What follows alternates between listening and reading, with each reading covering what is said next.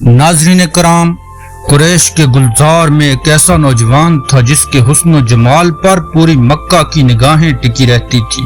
وہ تھے حضرت عبداللہ، چہرہ ایسا کہ گویا صبح کا ستارہ زمین پر اتر آیا ہو۔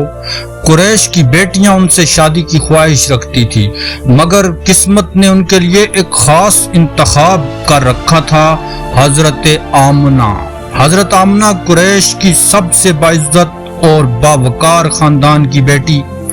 جب حضرت عبداللہ کے قافلے نے ان کے دروازے پر رک کر رشتہ مانگا تو گویا آسمان کی تقدیر زمین پر لکھی جا رہی تھی۔ اس سفر میں ایک عجیب منظر پیش آیا۔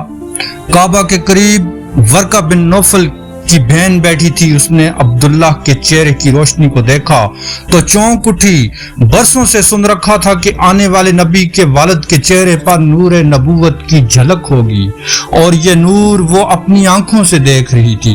اس نے فوراً کہا، عبداللہ اگر تم مجھ سے نکاح کر لو تو میں تمہیں اتنے اونٹ دوں گی جتنے تمہارے بدلے میں ذبح کیے گئے تھے۔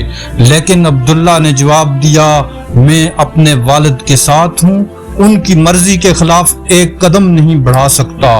یہ کہہ کر وہ اپنی تقدیر کی طرف بڑھ گئے، اور یہ تقدیر تھی حضرت آمنہ سے نکاح۔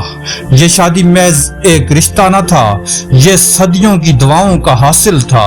حضرت آمنہ کہتی ہیں، جب میں ماں بننے والی ہوئی تو ایک فرشتہ انسانی شکل میں آیا۔ اس نے کہا، تم اس امت کے سردار، دنیا کے نجات دہندہ کی ماں بننے والی ہو، اس کا نام محمد رکھنا، زمین و آسمان والے ان کی تعریف کریں گے۔ وقت گزرتا گیا، نور نبوت جو پہلے عبداللہ کے چہرے سے جھلکتا تھا وہ اب آمنہ کے چہرے پر نمایاں تھا، اور یہی وہ نور تھا جس کی بشارت حضرت عیسیٰ علیہ السلام تک نے دی تھی۔ میرے بعد ایک رسول آئیں گے، ان کا نام احمد ہوگا۔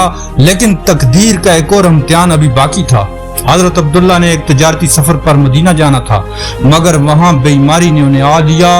وہ اپنی ننیال بنو نجار کے ہاں مقیم رہے، اور وہیں جوانی کی عمر میں دائی اجل کو لبیک کہہ گئے۔ قافلہ مکہ واپس پہنچا تو عبد المطلب کو بیٹے کی جدائی کی خبر ملی۔ بیٹے کو بلوانے کے لیے بھائی زبیر کو بھیجا، مگر وہ ابھی وہاں پہنچے تو عبداللہ کی قبر خاموش گواہی دے رہی تھی۔ یوں ابھی حضور اکرم صلی اللہ علیہ وسلم کی ولادت باسعادت کا وقت آیا بھی نہ تھا کہ آپ یتیم قرار پائے۔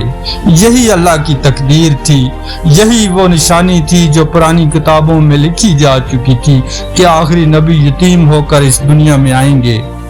چند ماہ بعد وہ لمحہ آیا جس کی منتظر تھی کائنات، جس کا ذکر تھا زبور، تورات اور انجیل میں، وہ لمحہ جب حضرت آمنہ کی گود میں دنیا کے سردار محمد مصطفیٰ صلی اللہ علیہ وسلم نے آنکھیں کھولی۔